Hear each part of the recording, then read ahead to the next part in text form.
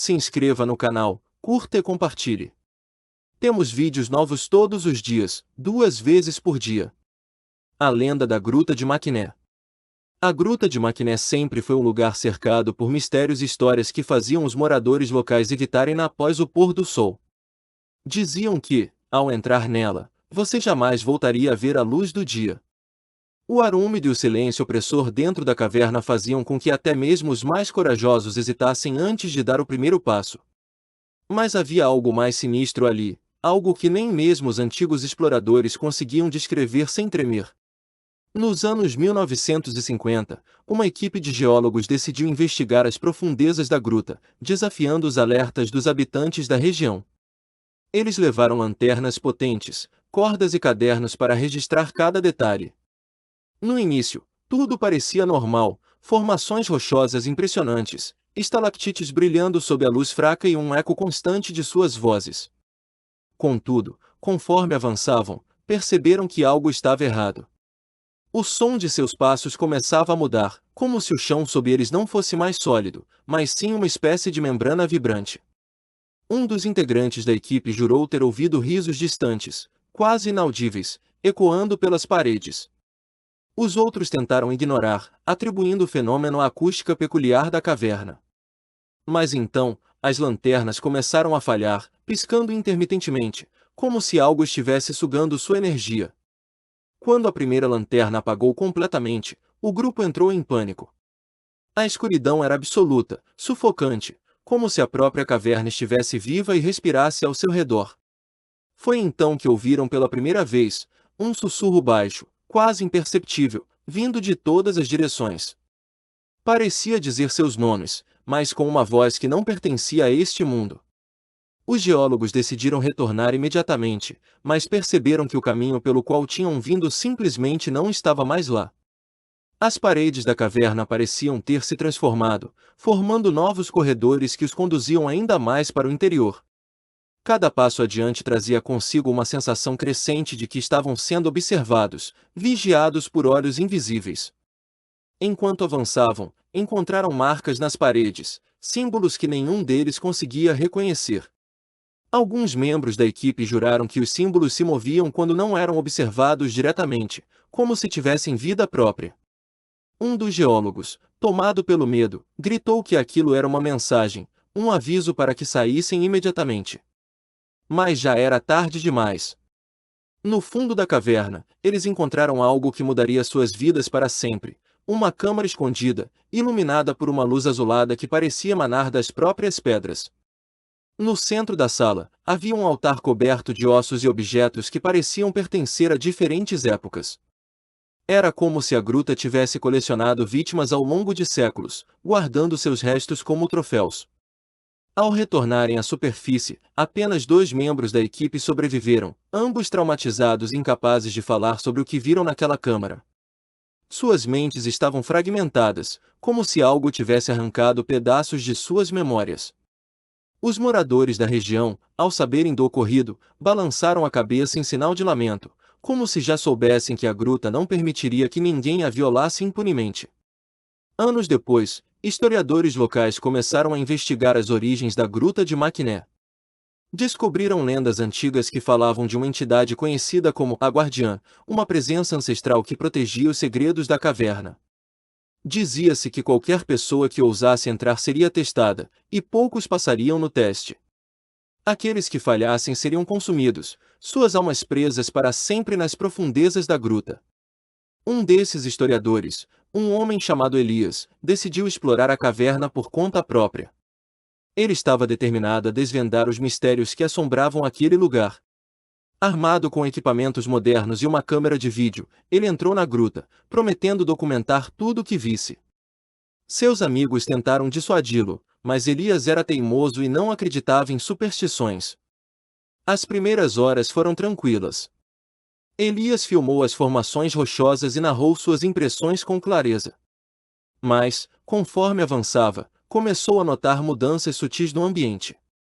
O ar ficou mais pesado, e ele sentiu uma presença estranha, como se alguém estivesse andando logo atrás dele. Quando olhou para trás, não havia ninguém. Em um determinado ponto, Elias encontrou um corredor estreito que parecia pulsar com uma luz avermelhada. Ele hesitou, mas a curiosidade foi mais forte. Ao entrar no corredor, percebeu que as paredes estavam cobertas de inscrições idênticas às vistas pelos geólogos décadas antes. Desta vez, porém, elas pareciam responder aos seus pensamentos, mudando de forma conforme ele tentava decifrá-las. Foi então que ele ouviu a voz. Não era um sussurro como os geólogos haviam descrito, mas um grito ensurdecedor que ecoou por toda a caverna. Elias caiu de joelhos, cobrindo os ouvidos, enquanto a câmera continuava gravando. Na filmagem, é possível ver sua expressão de terror absoluto antes que a tela fique preta. Quando a imagem retorna, Elias não está mais sozinho. Os relatos sobre a gruta de Maquiné continuaram a circular, cada vez mais sombrios e detalhados. Pessoas que moravam próximas ao local relatavam sonhos estranhos, nos quais eram atraídas para dentro da caverna por mãos invisíveis. Outros afirmavam ouvir vozes durante a noite, chamando seus nomes com uma urgência impossível de ignorar. Um dia, um grupo de jovens curiosos decidiu explorar a gruta, desafiando todos os avisos. Eles eram 5, cheios de energia e arrogância juvenil, convencidos de que as histórias eram apenas mitos inventados para assustar turistas. Munidos de lanternas e celulares, entraram na caverna rindo e fazendo piadas, sem perceber que estavam prestes a enfrentar o desconhecido. Conforme avançavam, o humor do grupo começou a mudar. O ar se tornou mais denso, e uma sensação de medo começou a tomar conta deles. Um dos jovens, André, percebeu que suas mãos tremiam involuntariamente, embora ele tentasse disfarçar. Foi quando encontraram o primeiro sinal de que algo estava errado, um par de pegadas frescas no chão, muito maiores do que qualquer coisa humana. Os jovens tentaram racionalizar o que viam, mas a realidade começou a se desfazer ao seu redor. As paredes da caverna pareciam se mover, fechando-se lentamente sobre eles. Eles correram de volta ao ponto de entrada, mas, assim como aconteceu com os geólogos, o caminho havia desaparecido. Estavam perdidos, presos em um labirinto vivo que parecia se adaptar a cada movimento que faziam. Uma garota do grupo, Camila, começou a chorar, dizendo que sentia algo tocando sua pele, algo gelado e áspero. Os outros tentaram acalmá-la, mas logo perceberam que ela não estava delirando. Todos começaram a sentir aquelas mesmas mãos invisíveis, puxando suas roupas e cabelos. Um dos jovens gritou quando algo agarrou seu tornozelo e o arrastou para as sombras. Os 3 sobreviventes do grupo correram desesperadamente, tentando escapar do toque gelado que agora os perseguia implacavelmente. Eles tropeçavam em pedras e raízes expostas, seus gritos ecoando pelas paredes da caverna. A cada passo, sentiam que estavam sendo encurralados, como ratos em uma armadilha mortal. Finalmente, encontraram uma câmara ampla, iluminada por uma luz azulada familiar.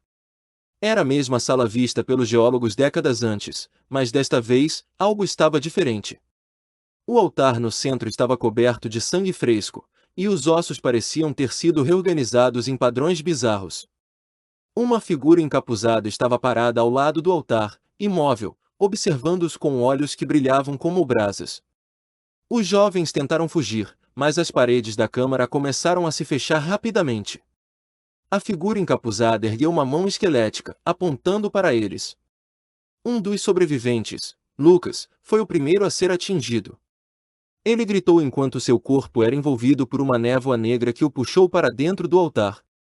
Os outros 2 assistiram horrorizados, incapazes de ajudá-lo. A garota, Ana, tentou resistir, mas a força que a puxava era incontrolável. Ela implorou por misericórdia enquanto era arrastada para o altar, seus gritos ecoando pela caverna até que finalmente se silenciaram. Apenas um jovem, Pedro, permaneceu de pé, tremendo e incapaz de se mover. A figura encapuzada se aproximou lentamente, revelando um rosto que não era humano, mas uma máscara grotesca de sofrimento eterno. Pedro acordou em sua cama, suando frio. Ele tinha certeza de que tudo havia sido um pesadelo, até que notou algo estranho: suas mãos estavam cobertas de terra e sangue seco. Ele tentou se lembrar do que havia acontecido, mas sua mente estava em branco. Desesperado, ligou para a polícia, relatando o desaparecimento de seus amigos. Os investigadores vasculharam a gruta de Maquiné, mas não encontraram nenhum vestígio dos jovens. Pedro foi interrogado repetidamente, mas suas respostas eram confusas e contraditórias. Ele começou a ter pesadelos constantes, nos quais via a figura encapuzada e ouvia os gritos de seus amigos pedindo ajuda. Certa noite, incapaz de suportar o tormento, Pedro decidiu voltar à gruta. Ele queria encontrar respostas, mesmo que isso significasse enfrentar a entidade novamente. Com uma lanterna na mão, ele entrou na caverna, seguindo o mesmo caminho que havia percorrido com seus amigos. Desta vez, ele sabia que não sairia vivo. Na câmara central, ele encontrou o altar coberto de ossos frescos. Entre eles, reconheceu os pertences de seus amigos. A figura encapuzada apareceu novamente, mas desta vez, Pedro não tentou fugir. Ele aceitou seu destino, entregando-se à escuridão que o aguardava. Hoje, a Gruta de Maquiné continua a atrair curiosos e aventureiros, mas poucos têm coragem de entrar. Dizem que, à noite, é possível ouvir os gritos de Pedro e seus amigos ecoando pelas paredes, um lembrete sombrio do que acontece com aqueles que desafiam os segredos da caverna. Se você sente que essa história merece continuar sendo contada, considere nos apoiar no Apoia-se. Com sua ajuda, podemos trazer mais histórias sombrias como esta à tona, explorando os mistérios que assombram nossa imaginação. https://apoia.se/aleatoriode